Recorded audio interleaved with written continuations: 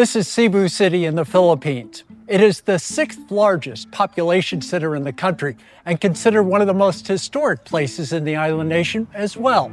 I am staying in the nearby Cebu IT Park and came here looking to see what the urban core has to offer. I arrived in the region just a couple of days ago, and I have to be honest, so far, I'm not really feeling this area. Let's see if checking out the heart of Cebu City can turn me around. I'll let you discover it right along with me.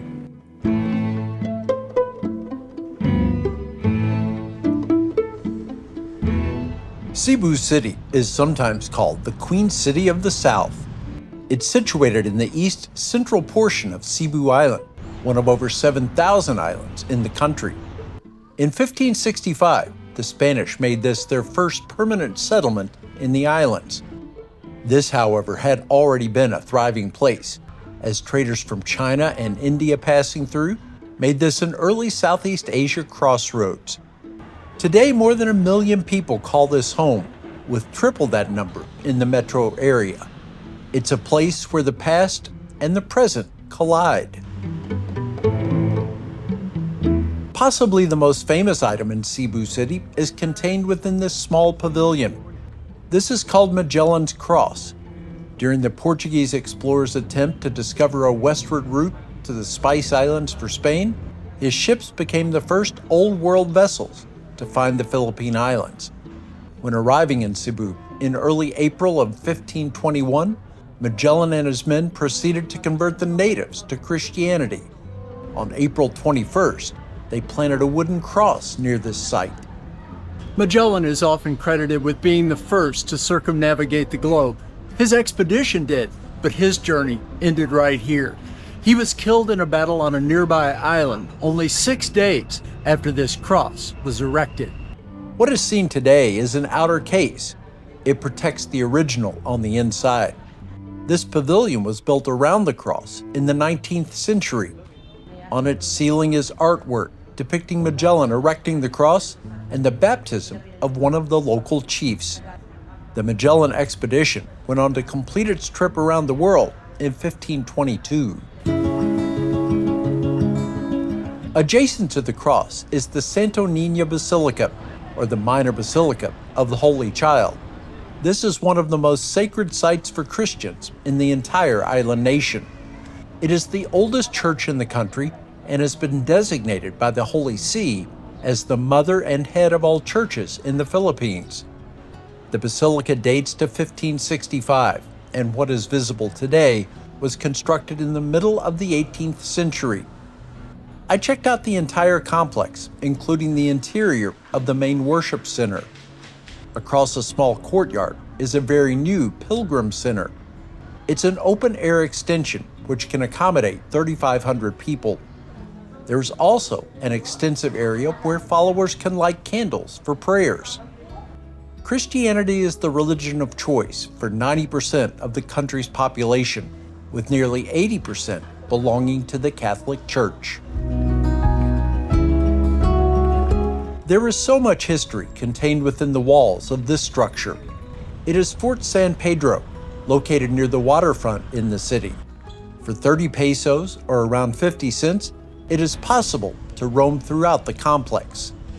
The first defensive structure at this location was built in the mid-16th century. What you see today dates to 1738.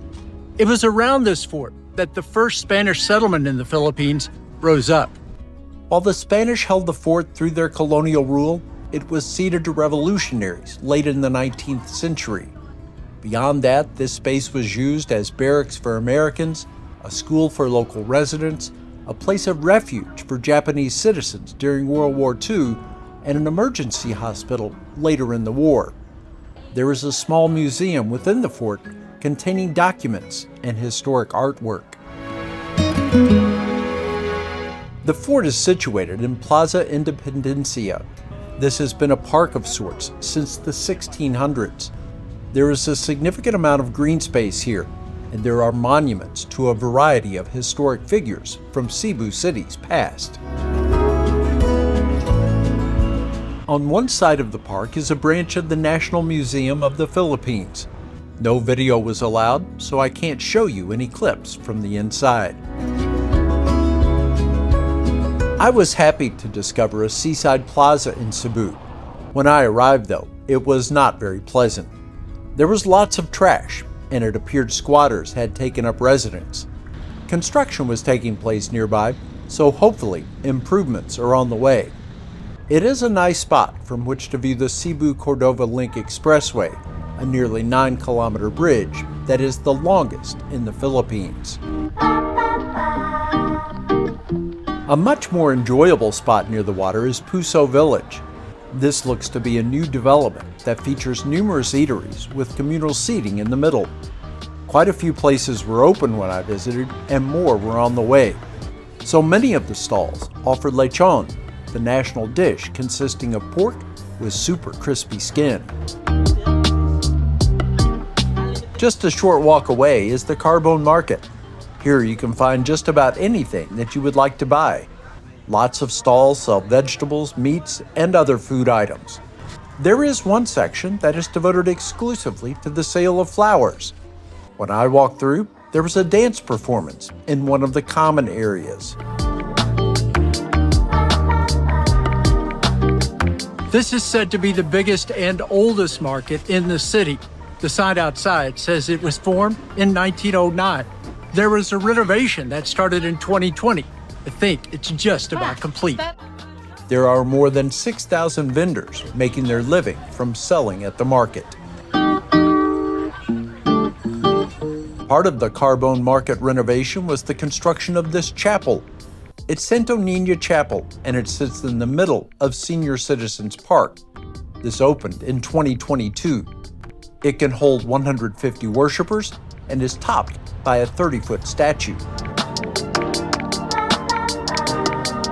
A much more magnificent religious structure is several blocks away on the other side of the Magellan Cross. This is the Cebu Metropolitan Cathedral. It dates to the final days of the 16th century. There is a Spanish colonial look to the place. In World War II, however, Allied bombing destroyed much of what was here, with just the belfry, the facade, and the walls left standing. Restoration was carried out quickly after that. The oldest street in the Philippines runs through Cebu City. This is Colon Street, named for Christopher Columbus and established in 1565. It is not only the oldest national road in the country, but the shortest as well, at just over 1 kilometer in length. There is still plenty of activity surrounding the street. I spent a good half hour circling this magnificent piece of public art. It's the Heritage of Cebu Monument. Numerous scenes from the city's history are represented in concrete, brass, bronze, and steel. It's a very impressive piece. I think for those who come here, the thing to do is learn a little bit about the local history, then come and see if you can match what you know with the statues that you see above you. I must say, I did not do very well. It's so much fun when history and art merge together in a piece of such grand scale.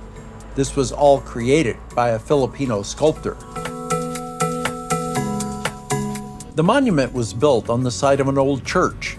Another present-day religious site is right next to it. This is the San Juan Bautista Chapel. It's tiny and was closed on the day I saw it, but I could get a view of the cozy interior. A colorful mural is located directly beside the entrance. Two preserved houses which celebrate Cebu's past are just steps away from the monument. I visited both. The first is the Yap San Diego Ancestral House. This is supposedly one of the oldest surviving houses in the Philippines. Even more, one source says it is the first ever Chinese house built outside of China. It took shape between 1675 and 1700. Descendants of the builder still own this attraction and operate it as a museum. Next is the 1730 Jesuit house. Although it carries that date of 1730, some think that this could be even older than the Yap San Diego structure. I got a chance to go through the 2 floors of this place along with a guide. It provides a unique window to a world from nearly 300 years ago. It is so cool the house is being preserved, but the family which owns it has another business. So they built a warehouse around the original structure. Now it's preserved inside, they get to do business all around. The surrounding space is a hardware business. You feel like you are in on a secret when you discover the house and museum stashed away inside the warehouse. I found several intriguing places a bit north of the city center in the Highlands.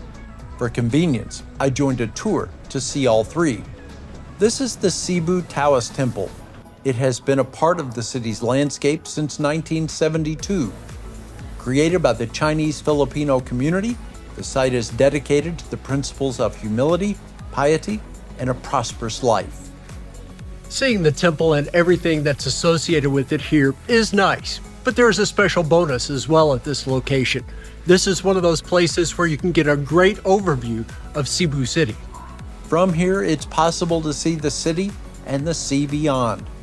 The visitors here are a mix, some tourists, plus others who are present for the spiritual aspect. We stopped next at Sirao Garden. I actually was expecting a little more from this place. It was pretty enough, but the focus was on vistas designed for social media consumption. This is all about finding your favorite spot for an Instagram background. Beware though, the most popular sites are going to have a wait. Otherwise, you can just walk through the flowers. This is known as the Little Amsterdam of Cebu. There were probably a dozen or more props, such as hand perches, in this compact garden. It might not be the type of place that I am looking to find, but for others, this could just be the best. The best, as far as I was concerned, was last on this brief little tour. This is the Temple of Leah. We arrived just as the last light of the day was fading. Construction here took place only recently, in 2012. The site is inspired by classical Greek and Roman architecture. It is a tribute from a man in honor of his late wife. It is quite touching. There's an inscription up front which reads, "May this temple serve as a symbol of great love of a husband to his very loving wife." In a relatively short time, this has become one of the most popular tourist attractions in Cebu City. I saw someone describe this as the Taj Mahal of the Philippines. I wouldn't go that far, but it is a grand site of immense beauty, and the love story behind it makes it even more attractive. Back closer to the city center is this edifice. It's the Cebu Provincial Capitol. The architecture is stunning. This building was completed in 1938 and, like so many others, damaged significantly during World War II. It was quickly brought back to its original appearance. While the Capitol has an appealing look, its grounds are just as remarkable. This still serves as the seat of government for Cebu Province. One of my favorite spots in the city was the Rizal Memorial Library and Museum. The library, which was packed on the day that I stopped in, is on the ground floor. The museum is upstairs, and while there are some historic elements here, most of the room is dedicated to art. I think I got lucky. Staff members say that the exhibit changes every month. I just happened to catch it at a time when the display just makes you smile. I love the vibrancy and the joy that is on display in the paintings. The artist in his statement says that he believes happiness can be found in the smallest of moments and that every experience carries with it its own spectrum of color. The artist is a Cebu City resident. Most likely, the exhibit will have changed by the time anyone seeing this video visits, but hopefully, what is in its place will be equally delightful. Some call this little park in Uptown the heart of Cebu. The park and its central fountain have been in place since 1912. This space is dedicated, though, to Sergio Osmeña, who is still the only person from Cebu Province to serve as president of the Philippines. He held office in the 1940s. There is a strong coffee culture in Cebu City. I stopped into the Good Cup Coffee Company for a drink one morning. This cafe has a fantastic look and vibe, plus stellar reviews that I found to be warranted. The concentration here is on the quality of the beans. The Good Cup works directly with farmers, some of them here in the Philippines. That dedication can be tasted in the coffee, and even in drinks like the one that I got. This is a peach espresso. In addition to this space, the company sells beans to individuals all over the planet. It is quite a success story.